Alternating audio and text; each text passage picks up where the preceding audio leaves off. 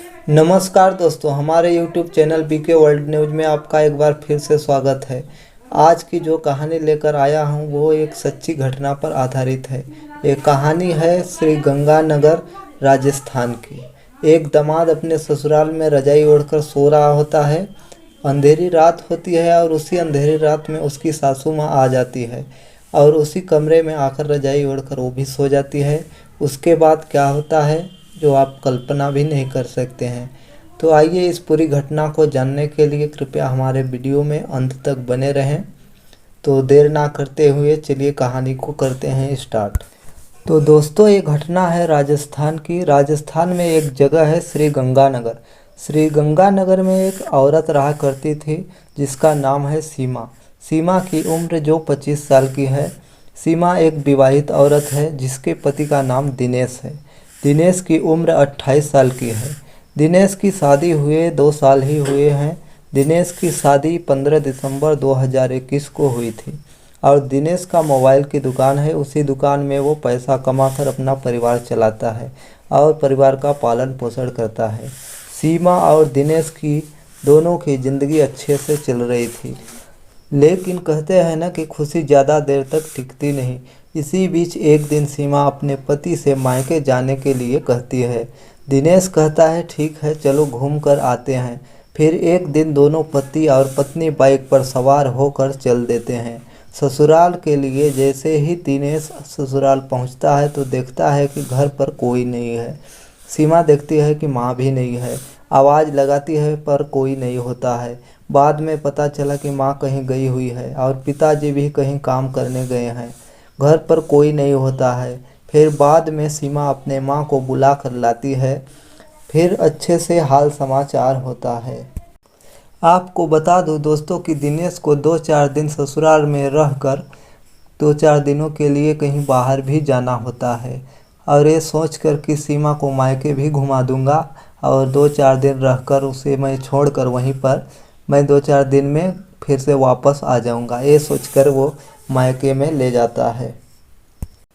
फिर जब शाम का वक्त आता है, सभी लोग रात का खाना खाते हैं और अपने अपने कमरे में सोने के लिए चले जाते हैं। दिनेश को भी एक कमरा दे दिया जाता है जिसमें वो भी सोने के लिए चला गया और सीमा और उसकी माँ एक कमरे में सो जाती हैं। धीरे धीरे समय बीतता है। करीब 11-12 बजे के बीच दिनेश सीमा को फ़ोन करता है और कहता है मुझे बाहर भी जाना है, मैं अगले 2 दिन में चला जाऊंगा, इसलिए तुम आओ, मुलाकात करेंगे फिर चले जाना। सीमा अपने माँ की तरफ देखती है। उसकी माँ सोई हुई थी। सीमा पाँव दबाकर वहाँ से निकलती है और सीधे दिनेश के कमरे में घुस जाती है और उस बात का भनक दिनेश की सास को लग जाती है और वो सोचती है कि मेरी बेटी इतनी रात को कहाँ जा रही है। तो वो भी उठकर अपनी बेटी यानी कि सीमा के पीछे पीछे आती है और देखती है कि ये अपने पति के कमरे में जा रही है और देखती है कि ये आपस में बातचीत और प्रेम कर रहे हैं। फिर वो वापस आकर अपने कमरे में सो जाती है।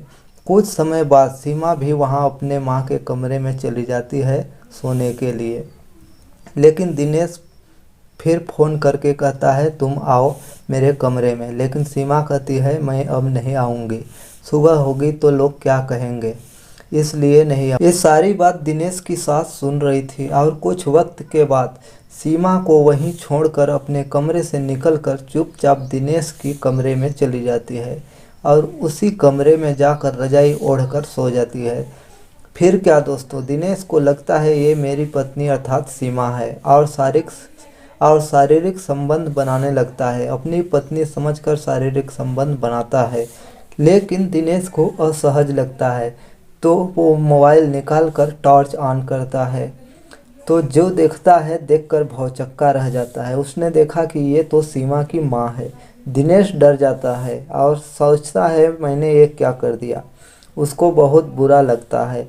दिनेश की सास कहती है कोई बात नहीं, तुम मेरे साथ शारीरिक संबंध बना सकते हो। उसके बाद दोनों फिर से शारीरिक संबंध बनाते हैं। शारीरिक संबंध बनाने के बाद दिनेश की सास अपने कमरे में चली जाती है। सुबह होती है तो सुबह उठने के बाद दिनेश की सास सीमा से कहती है तुम कहो न दिनेश से कि दिनेश 4-5 दिन के लिए और रुक जाए, कहीं और ना जाए। इस बात को जब सीमा दिनेश को बताती है तो ये बात सुनकर दिनेश भी मना नहीं कर पाता है। कहता है कि रुक ही जाता हूँ। फिर क्या था, दिनेश और उसकी सास लगातार रोज शारीरिक संबंध बनाते। फिर एक दिन क्या हुआ कि सीमा और उसकी माँ एक जगह सोई हुई थी। दिनेश अपने कमरे में और सब अपने अपने कमरे में सोए रहते हैं। अब क्या था कि सीमा को कुछ शक हो गया था। इसी तरह की बातें सुन सुनकर और चाल चलन देखकर सीमा सोचती थी कि मुझे पता लगाना चाहिए आखिर चल क्या रहा है। फिर एक दिन सीमा जग कर ये सब देखना चाहती थी। फिर एक दिन सीमा जगी हुई रहती है और देखती है कि उसकी माँ चुपके से निकल कर दिनेश के पास चली जाती है। ये सब देखकर सीमा भी अपने माँ के पीछे पीछे चली जाती है और देखती है कि ये दोनों इस तरह से कारनामे कर रहे हैं। ये सब देखकर सीमा को गुस्सा आ जाता है और वो गुस्से में आकर दिनेश के ऊपर किसी ऐसी वस्तु से प्रहार कर देती है कि दिनेश के सर के ऊपर चोट लगने से उसकी तुरंत ही मृत्यु हो जाती है। तब तक हल्ला गुल्ला सुनकर परिवार के सभी लोग वहां पर उपस्थित हो जाते हैं और सुबह होते ही दिनेश के ससुर ने ना चाहते हुए भी पुलिस को इसकी सूचना दे देता है। पुलिस आती है और पूछताछ करती है। सीमा पुलिस को सारी घटनाएं बताती है कि कुछ रिश्ते का भी मर्यादाएं होती हैं।